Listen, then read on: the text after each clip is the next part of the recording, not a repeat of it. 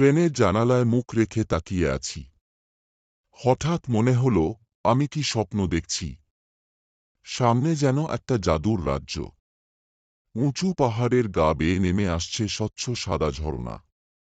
চারপাশে সবুজের এতটা শেড। অসম্ভব সুন্দর। এটা কি বাস্তব, নাকি কোনো শিল্পীর ক্যানভাস? সুইজারল্যান্ড, ছোট্ট একটা দেশ, কিন্তু প্রকৃতি এখানে যেন তার সমস্ত সৌন্দর্য ঢেলে দিয়েছে। আমি এখন লাউটার ব্রুনেন ভ্যালিতে। The valley of 72 waterfalls. নামটা শুনেই যেন শরীরে শিহরণ জাগে, তাই না? ট্রেন থেকে নেমেই এক অদ্ভুত অনুভূতি হল। বাতাসটাও কেমন রহস্যময়। কানে আসছে জলপ্রপাতের গর্জন, কোথাও পাখির ডাক, আর মাটির ভিজে ঘ্রাণ। মনে হচ্ছে এই ভ্যালি, প্রকৃতি তার নিজস্ব কোনো গল্প বলে চলেছে। আমি হাঁটতে হাঁটতে গেলাম স্তাউভাজ জলপ্রপাতের কাছে। বিশাল এক পাথরের গায়ে ফাটল, আর সেখান থেকে ধেয়ে আসছে জল। এতটাই জোরে পড়ছে যে মনে হচ্ছে আকাশ থেকে নদী নেমে আসছে। আশপাশের কুয়াশার মতো ছিটকে পড়া জলের ফোঁটাগুলো যেন কোনো প্রাচীন মন্ত্রের মতো চারপাশে ভাসছে। আমার মনে একটা প্রশ্ন জাগল, এই পাহাড়গুলোর মাঝে কি কোনো গোপন রহস্য লুকিয়ে আছে? স্থানীয় একজন বলল, তুমি সেন্ট বিয়াতুস গুহায় গেলে হয়তো কিছু উত্তর পেয়ে যাবে। সেন্ট বিয়াতুস গুহা? আমি তো শুনেছি শত শত বছর আগে এখানে এক ড্রাগন থাকত।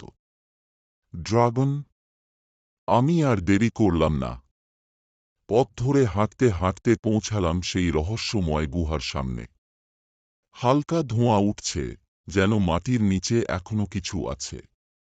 গুহার ভেতরে ঢুকতেই মনে হল, এটা কোনো সাধারণ জায়গা নয়। ঠান্ডা, স্যাঁতসেঁতে ওয়াল, মাথার ওপর ঝুলে থাকা হাজার হাজার স্ট্যালাকটাইট, আর নিচে স্বচ্ছ জল।